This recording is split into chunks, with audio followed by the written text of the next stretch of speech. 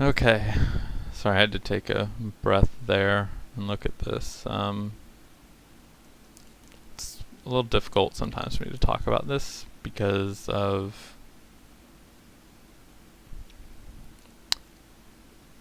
some personal things.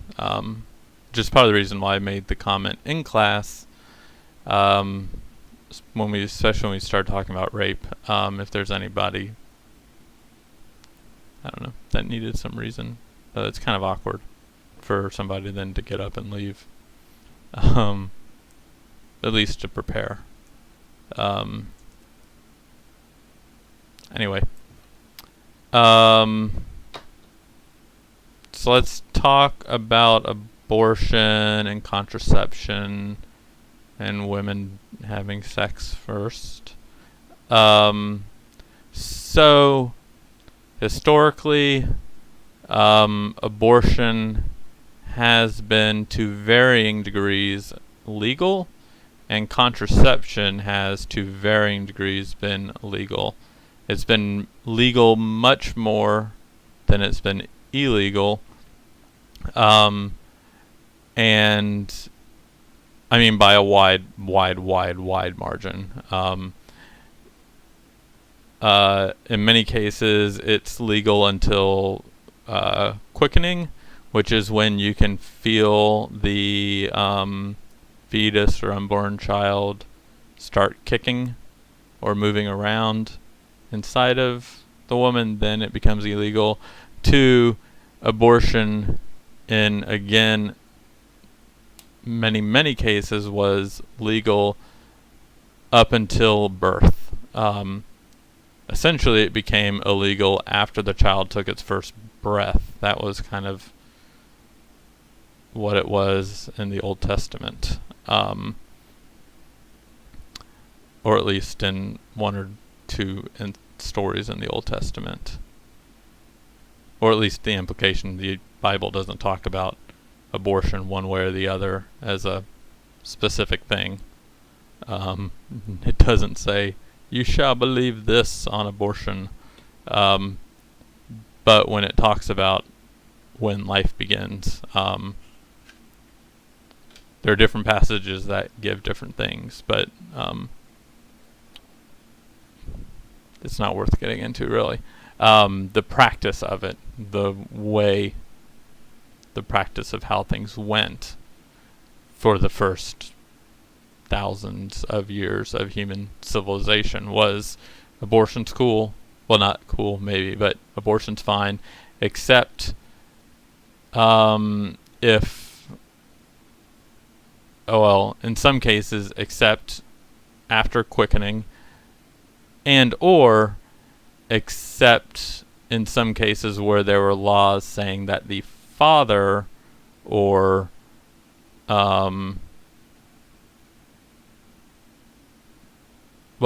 the husband slash father slash boyfriend, the father of the unborn child, or the father of the woman who was pregnant, if there was an abortion, if they felt that was a loss of property, then the male in the situation, because he lost his property, the child, could seek financial restitution from the person that performed the abortion. Okay. In the United States, abortion's all fine and dandy and good, and contraception is all fine and dandy and good, to the point where churches are even, not necessarily performing abortions in their church, because churches don't do that. Health clinics do that, but sometimes in church programs they'll have businesses in there, and that helps pay for the printing of the programs. Well, contraception and abortion clinics would be advertised in those programs. Very well established. Nobody was looked down upon for the most part for getting one, or for using contraception. This was until the really until the okay, so laws started to be passed against abortion, limiting abortion and limiting contraception in the 1860s thereabouts. But none of them were enforced. None of the courts really enforced those rulings. Nobody paid attention to them, to those laws, until the immigration issues of the late 1800s, early 1900s. Excuse me. So,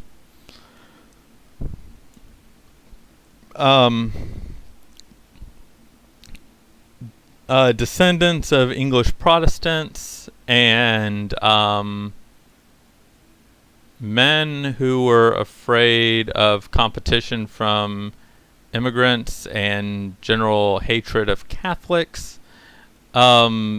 looked around and said, "Holy crap! All these immigrants from these places we don't really like are coming into this country, and our group of people that we do like are not having babies at a rate at which these people are coming in. We are going to become a minority, and that's going to suck." So, as a way to increase the rate of baby making, there was this movement among the English descended Protestant males to outlaw abortion. And that's where the outlaw of abortion came from. And not only that, but the outlaw of contraception came from. It was often tied in with this, what was known as the obscenity movement. And there were a number of women that got on board, because tied into that a lot of times was the prohibition movement. And there were a number of women who were for prohibition because their men would go waste all of their money on alcohol. They'd be subject to domestic abuse because of alcohol and such. So those movements kind of dovetailed together. Margaret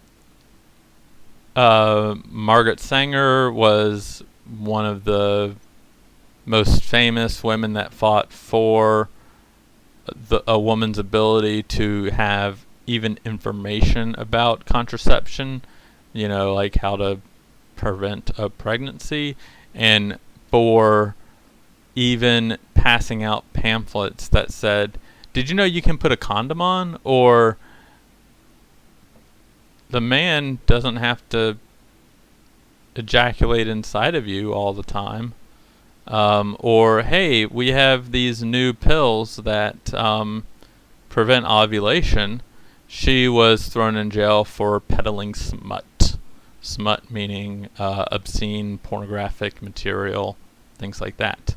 The very fact that I can say such a thing on a webcam, put it on YouTube, and then make it available for y'all to see and hear suggests the difference in,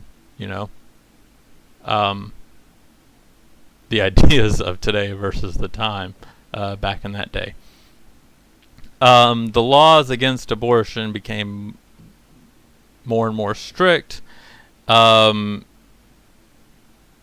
then, there's always this backlash.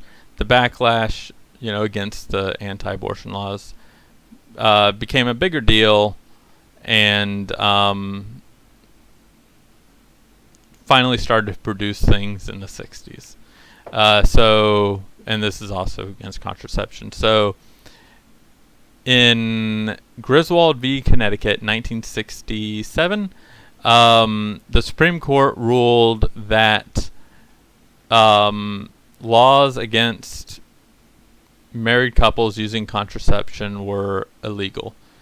Part of that law came about because of the desire to make women be baby-making machines, because, Catholics were in our midst, and Romanians were in our midst, and those darn Italians were hanging around, and Irish. Oh goodness, the Irish. We can't have that. No. Sorry, women. You have to have a baby. That was the rule. But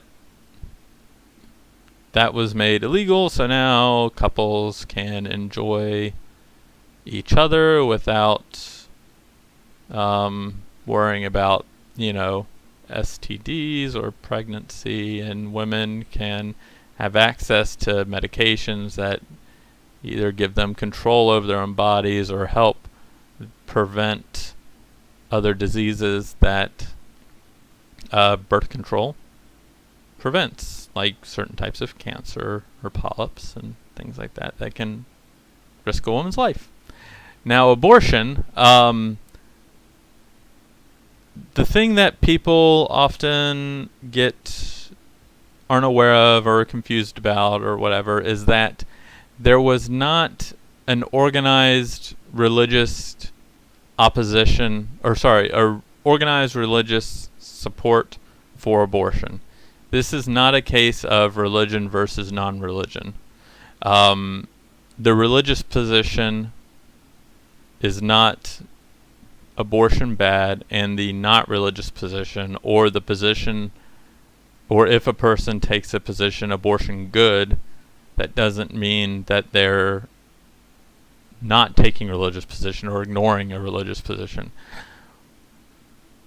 What actually was going on was people who were organizing around religion during this time were organizing in favor of abortion rights. They were organizing in favor of repealing the laws against abortion in the nation. Certainly lots of different reasons for this. Other people were arguing, there are lots of different reasons for, basically, for this. There was a woman should have a right to control her own body. A woman, by not having access to an abortion, was risking her economic and social future and involvement. Not allowing abortion was another way for men to control women because it forced women to rely on men. It's the same argument that will be discussed and talked about with regards to why rape and rape culture is considered a crime, kind of larger than just rape itself, but it's used as a way to force women to rely on men for protection and stuff. But and women are having abortions anyway because that's kind of a desperate situation, and it being unregulated is making or causing lots of women to die or have horrible complications because they're having what are known as back alley abortions, meaning basically unregulated abortions or abortions with crude methods. So the Supreme Court overturned all laws against abortion, legalizing abortion, saying that whether or not a woman chooses to have an abortion is a private decision. Government should not come between a woman and her doctor, and it's a medical decision. They also point to justify their decision that these laws against abortion are very, very recent. Most people are in favor of women having the right to an abortion, and that the societal harm to outlawing abortion is greater than any harm that may come from making abortion legal. And it wasn't until Reagan's presidency or Reagan's campaign in the 1980s that abortion became an issue that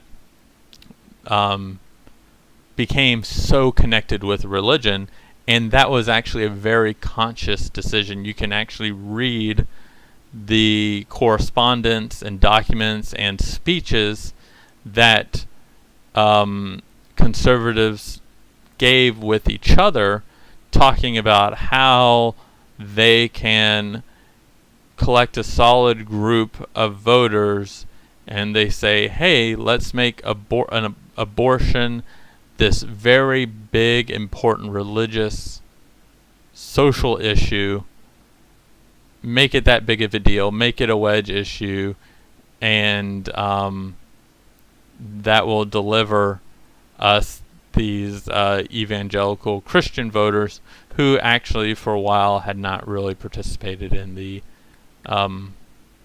vote that much. And it was a way to break up Jimmy Carter's religious coalition, because Jimmy Carter was a born-again Baptist Democrat with great morals and a nice guy and all that stuff.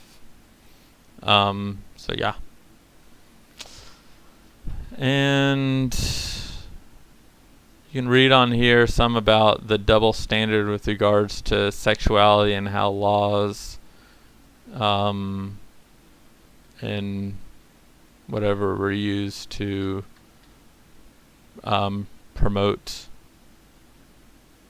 punish women for having sex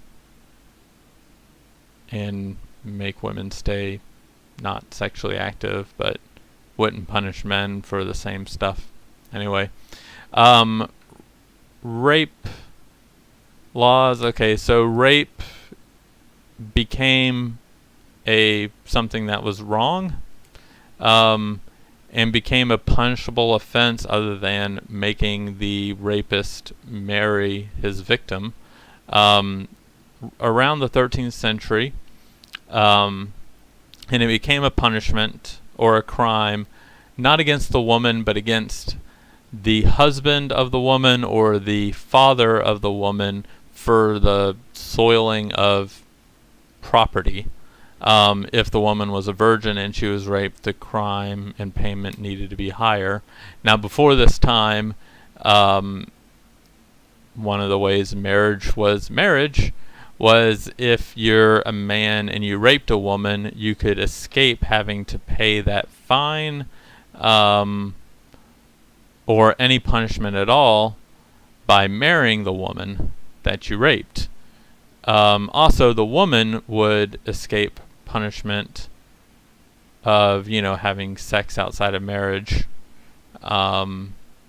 being a whore, if she married the person that raped her. It made it socially acceptable. So that was what marriage was before, and it's different now, and that's good. That's what part of marriage was. However, during all this time, the woman was viewed with suspicion, that maybe she brought it on somehow, that she enticed the man, that she was trying to get back at somebody, that she cried rape to save herself. This goes all the way back to, the 13th century and before then. Because a woman's word is worth less than a man's, right? A woman is less trustworthy than a man's. And some of this goes back to the whole Adam and Eve thing and the idea that the woman tempted Adam into eating the fruit and then cast us all into sin and hellfire or whatever. And so a woman, therefore, is terrible. The end, right? Okay, so rape statutes get better, not for a long time, but eventually get better around the 70s, when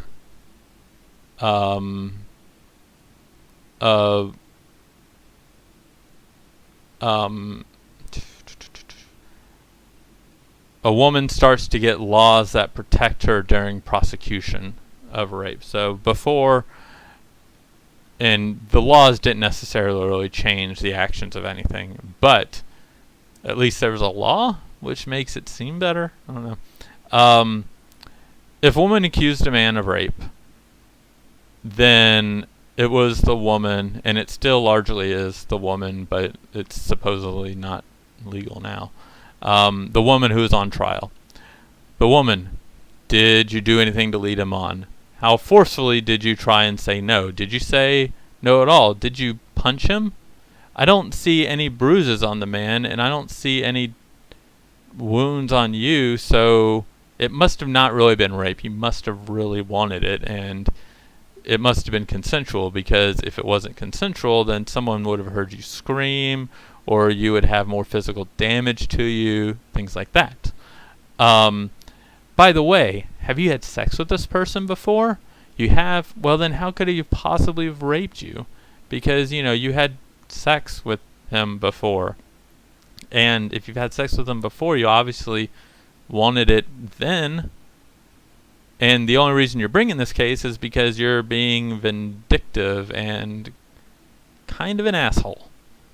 At least that is the way the argument would go. But since the 70s, those legal things have begun to change. Now they have changed in some areas of the country and in some courts more than others. Generally, that's the law across the land. However, depending on the judge you get, it doesn't matter.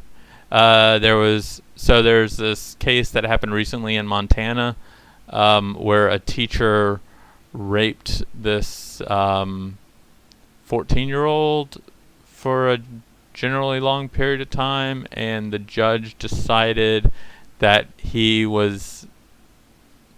got out. The judge found the man was guilty, but the judge sentenced him to 30 days, but time served, so he didn't have to spend another day in jail. And he justified this because, one, the 14-year-old was older than her really age. She was more mature than her actual age. And two, the man had been punished enough because he had lost his job and people viewed him as a pedophile, and that was terrible, right? So, let's just let that punishment be that, because why do any more harm to him? Eventually he had to explain his sentence, and he justified it for a while, and I think there was some later action that gave him some harsher sentence, but that judge was raked through the coals for that. Anyway, there's this idea today in rape cases still that women invite rape, that they enjoy it, that they ask for it based upon how they dress, what they wear, that's the same thing, what they do, like what they're drinking, if they're being flirtatious.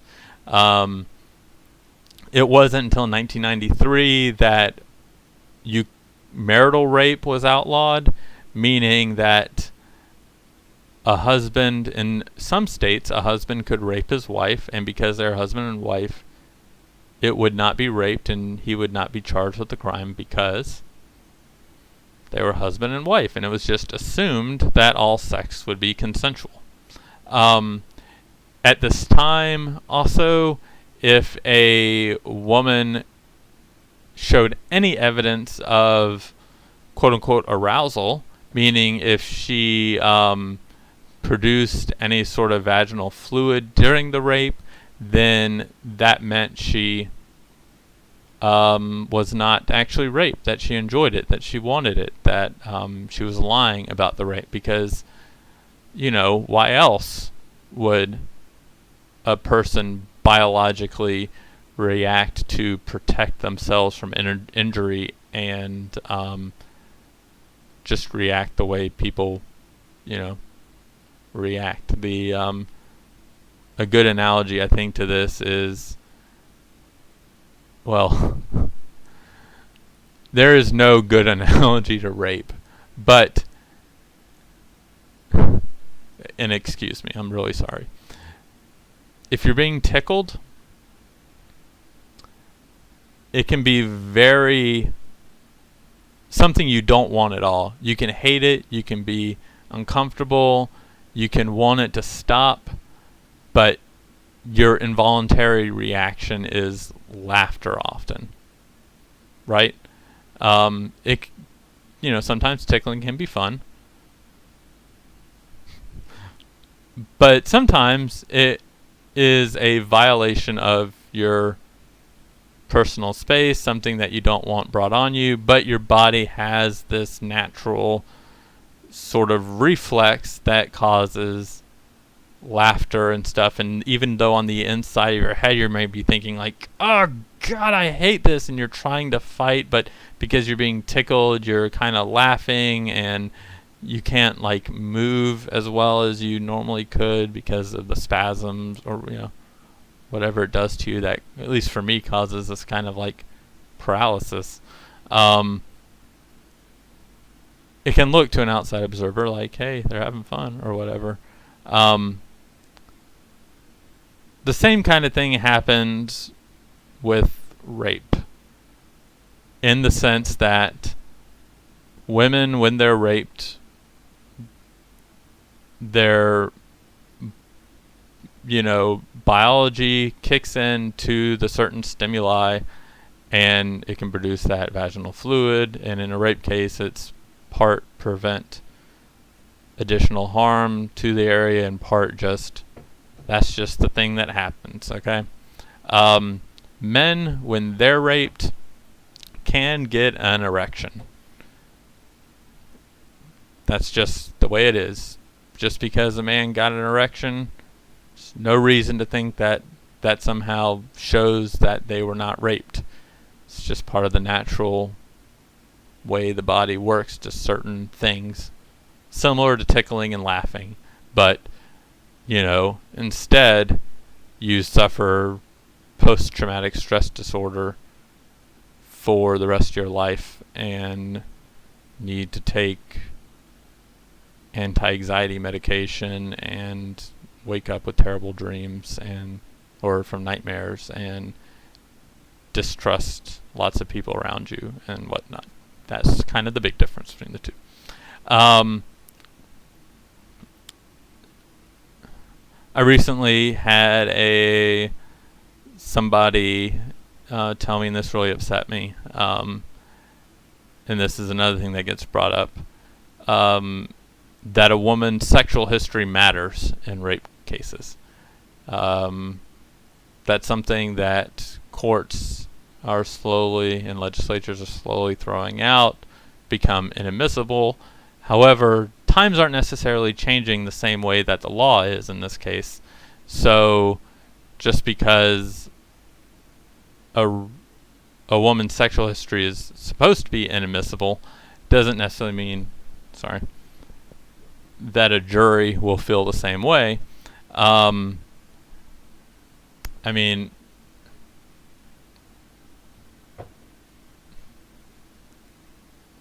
Like I said, something that sucks, at least to me. Rape has been expanded and to not only include physical force, so the hold down, beat, and rape thing, to economic and mental coercion.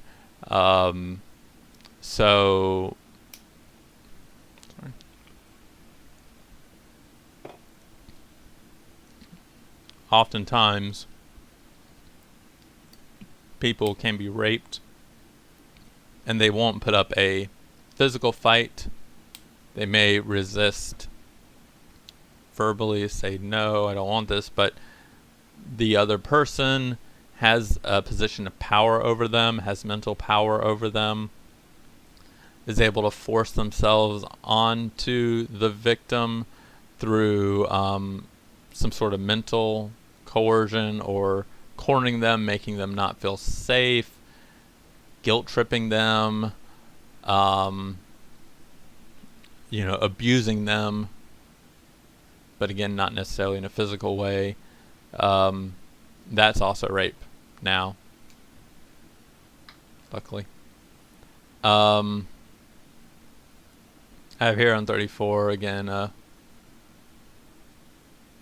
list of things that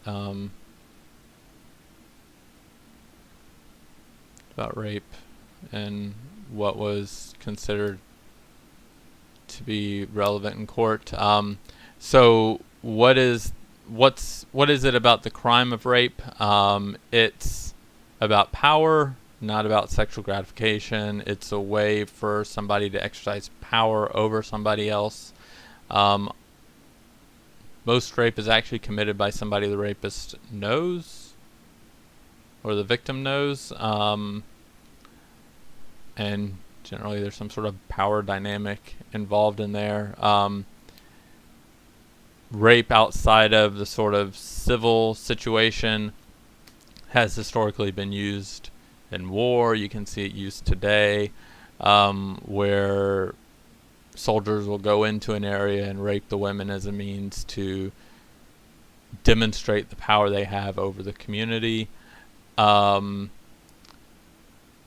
Rape is very psychologically damaging, but difficult to prove, because there can sometimes, while there can be physical evidence, the physical evidence can sometimes also come from sex, consensual sex. It can sometimes be a he said, she said. We still have this cultural, societal bias where women are somehow responsible for their own rape. They were dressing in a certain way, they were bringing it on, they were drinking too much, they were, as one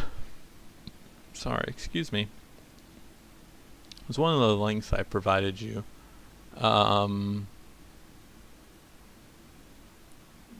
let's see, I mean, this is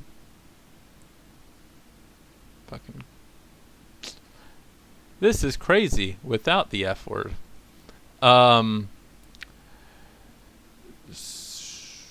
2014, January 15th, 2014. Let's see if when this was said. Okay, so the article was written in 2014. But let's make sure, see when this statement was made to make sure it's accurate, or the timing is accurate.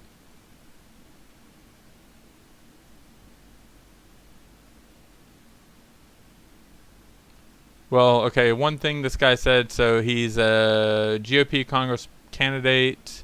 He was elected sometimes Virginia State Senator Dick Black.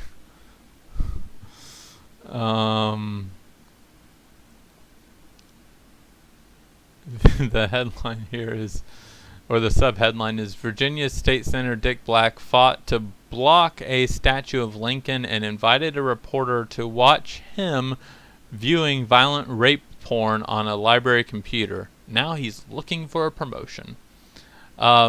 He says that in the late 1990s, just to be clear, not 1890s, but 1990s. Oh goodness, where is it?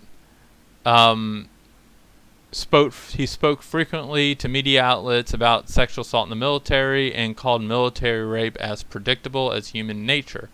Think of yourself at 25, Black told the newspaper in 1996. Wouldn't you love to have a group of 19-year-old girls under your control day in, day out? That's personally made my skin crawl. Still, he won elections.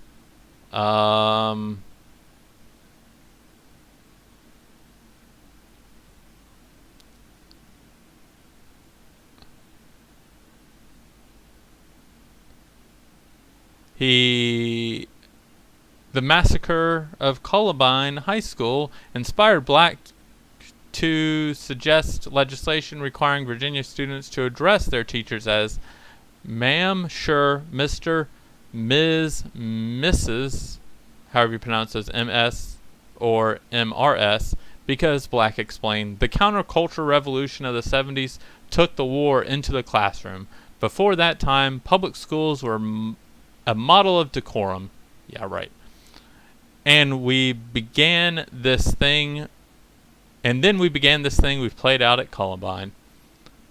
Okay, right. Okay, in 2002, the Virginia State Assembly repealed a ban on spousal rape. Prosecution repealed a ban. So there is a ban on spousal rape prosecution, and the Virginia Assembly in 2002 repealed it. So now you can, prosecute spousal rape. So good job, Virginia. But Black wondered if it was really possible for a husband to rape his wife. He said changing the law could cause a man enormous fear of the damage to his reputation if his wife were to ever file a false rape claim. And then he said, I want to get this. February 2002. It was in the same thing in 2002. How can I want to do it? Let's see. It's impossible to convict a man accused of raping his wife when they're living together, sleeping in the same bed, she's in a nightie, and so forth. It's both disgusting for him to say that, terrible for women, and kind of insulting to men that we men cannot control ourselves, or apparently he can't control himself. It's easy not to rape. You don't rape. How simple is that? It's easy. Anyway, there's some other things I have in here about the law and rape and how things have changed. Unfortunately, we still have this culture where questions are always raised whenever there's a rape case.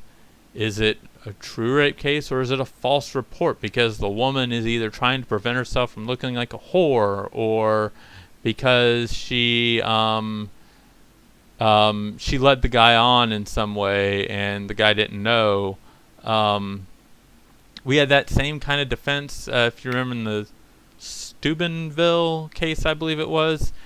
2 high school football players, at least it was 2, maybe 3, but I think it was 2, videotaped proudly, it seemed, them raping a passed out woman, and then defended it as they were having sex, and it was the woman's fault because she shouldn't have got passed out at the party.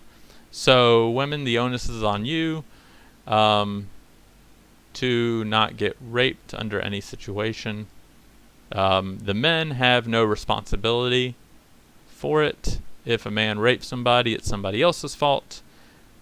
The man just can't help themselves. And that's a part of this culture of rape that a lot of women's sort of political issues today surround, feminism surrounds, and where kind of that cultural line is being drawn in politics today. And part of this goes with the historical idea that women are whores, women are tricking men. I'll show a example in class about Rush Limbaugh and Sandra Fluke. That was her last name, right? She gave a testimony to Congress about why covering birth control was important for women's health, and she didn't mention, or she may have mentioned sex, but she more focused on, or the testimony was really about the women in her life. Yeah, Sandra Fluke, who needed birth control, not because they were having sex or because it was about having sex, but because they needed to protect themselves from some illness that the birth control protected themselves from. She talked about it was one or two, friends of hers that were lesbians that were taking birth control. Obviously, they were not worried about getting pregnant, but they had medical conditions that required that they take it to prevent life-threatening diseases and illnesses, and they were denied that, and they couldn't afford it, and then boom, I can't remember if the person that she talked about who got one of the diseases died or not. I hope not, but I think at the very least she was then rendered infertile, at the very least.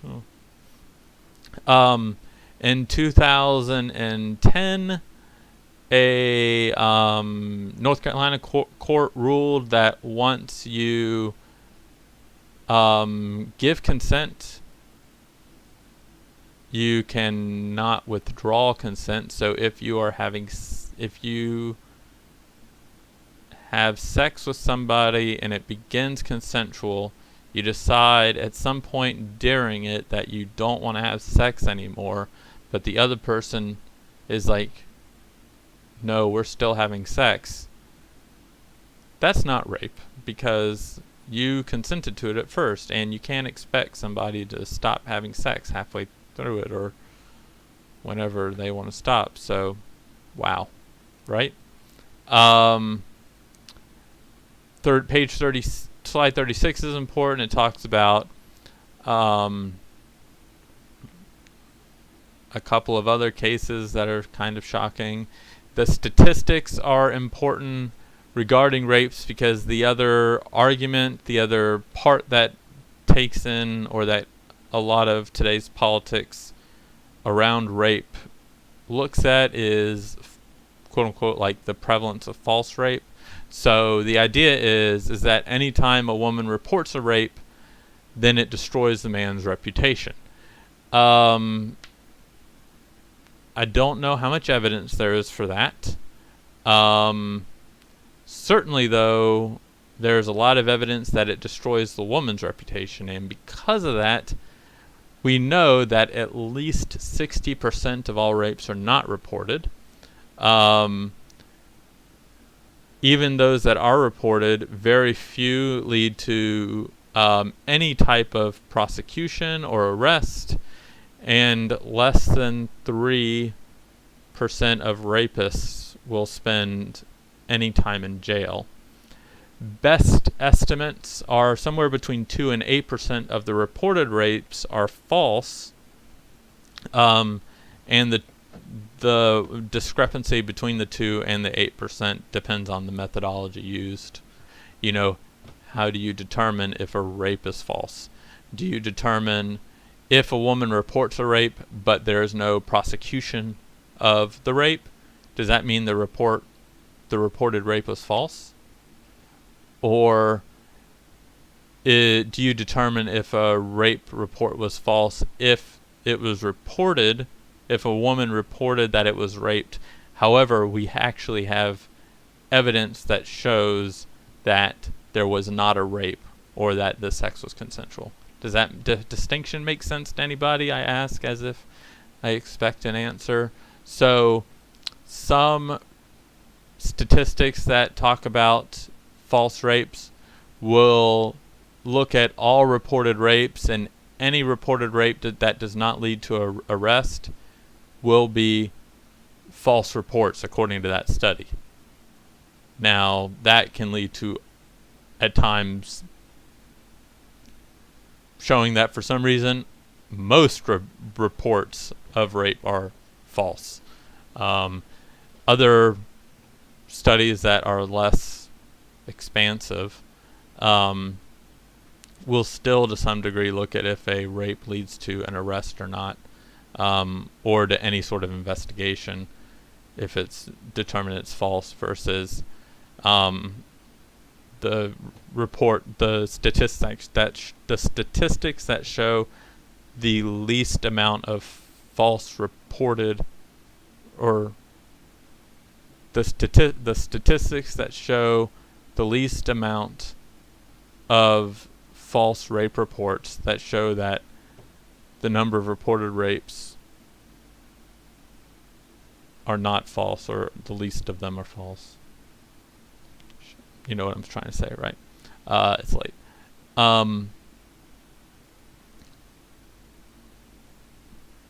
The methodology used in those stats look for some type of evidence that shows that the rape was reported.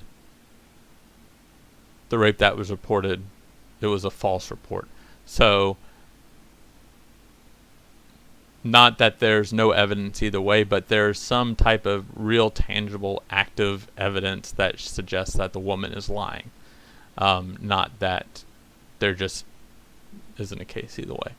Anyway, okay, so that tortured explanation is over, and I try and make a point of that explanation so that if anybody watches this and gets to this point in the video before finishing your current event or your policy paper, that is something that to look for when you're looking at statistics and information on a court case or on any sort of study, survey, things like that. Is what's the methodology used. If you read a study that says, like this is a famous one, 3 million crimes are committed every single year, or 3 million crimes are prevented every single year because of gun ownership. That's a famous statistic that a lot of people like to throw out. The methodology, though, has been very much very much criticized and considered to be academically moronic. The study basically surveyed gun owners and asked themselves, have you ever prevented a crime because you own a gun? And yes or no. They said yes, then that was it. There was no follow-up into like what happened, how they prevented it, things like that. And lots of times the when people went back and looked into it, they would find that there wasn't actually ever a crime that occurred. The gun owner either felt like, or a crime that was prevented, the gun owner either felt for some reason threatened for no good reason, and then felt like that because they had a gun on them it prevented a crime. Or there's also this social pressure to say that you have used a gun for protection because that's what the gun is supposedly there for, right? When looking at other studies, like actual crime data, so if a crime has been committed, you get a lot less crimes prevented. I remember one example they gave was Atlanta. In 1 year in Atlanta, there were something on the order of 14, is it burglaries when a person breaks in your home? Let's say a person breaks into your house and your home, okay, and you have a gun.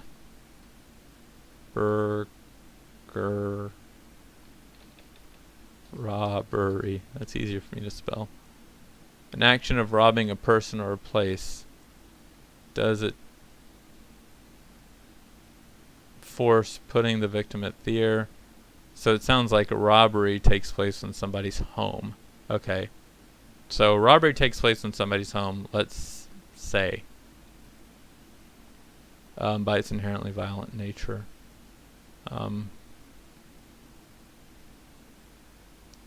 Is a theft.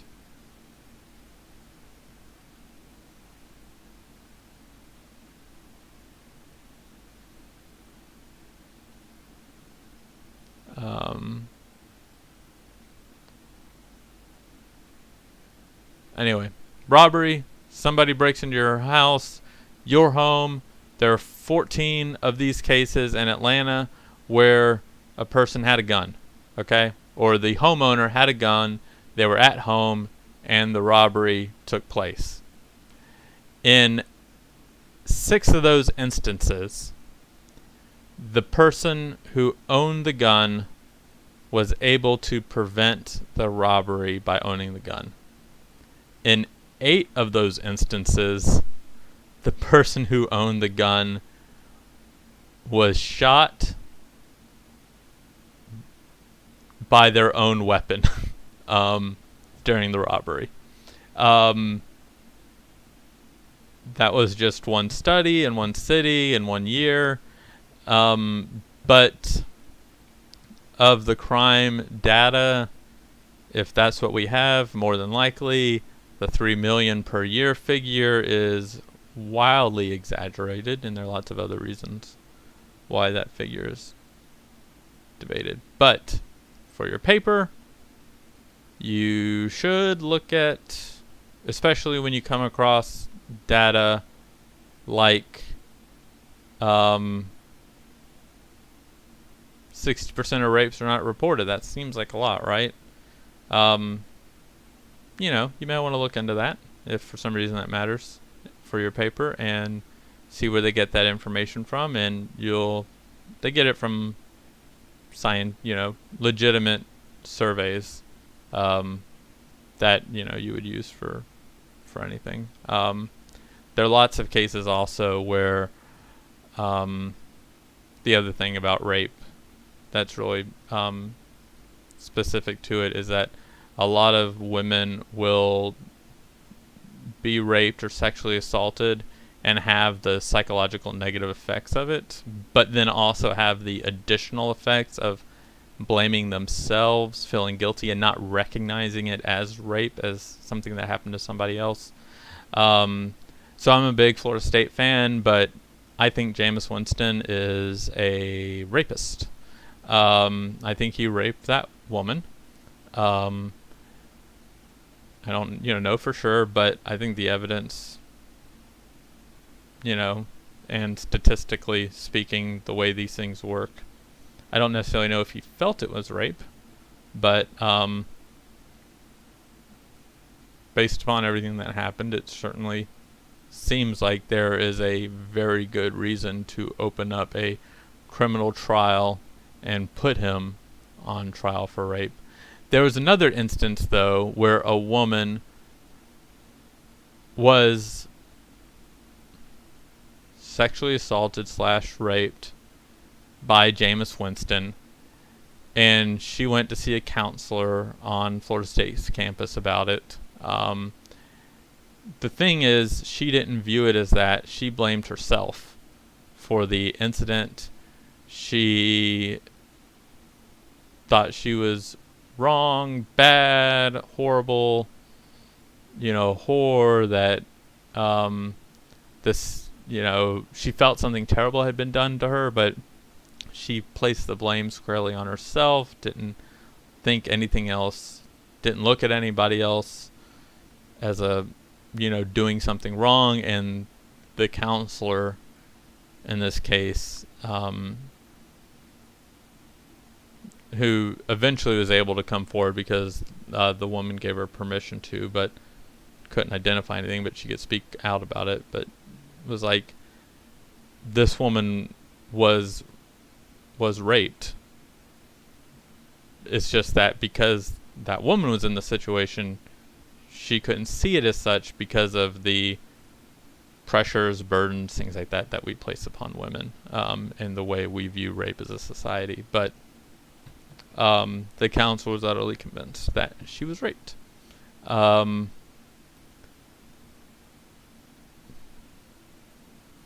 And so I don't know, it's different things like that where we get that 60% not reported figure through various surveys and studies. And we'll end it on that for the most part. Well, we'll go one more. Representation matters. Representation matters is a very important concept because we view everything in society right now happens through this white male lens. Things that are important or relevant to upper class white men is what is considered the norm, and policy is made and directed around that. Okay, there are some things that upper class white men don't face that women face, that non-white people face, that that matter, and that upper class white men simply cannot have understanding of, okay, to make smart policy. We see lots of times throughout American political history policies that are created, unintended consequences of these policies that actually lead to furthering sexism and racism in society. However, once we get a more diverse representation in the policymaking field, we have people raising objections, raising issues that, say, the white men wouldn't have thought to raise or wouldn't have considered, simply because not because they're wrong or they're racist or sexist or anything like that, simply because it's not within their vision. Okay, you have life experiences, you can view things through those life experiences, you can broaden your horizons to an extent and see things on various sides, and see how policy may affect different people, but it's hard to do that, and you're not going to be perfect at it. And so representation matters. And that's the final lesson for this. And hope that helps. See people on Monday. I'll make a very short study guide thing, and I mean very short study guide thing on tomorrow at some point and upload it. Alright, bye.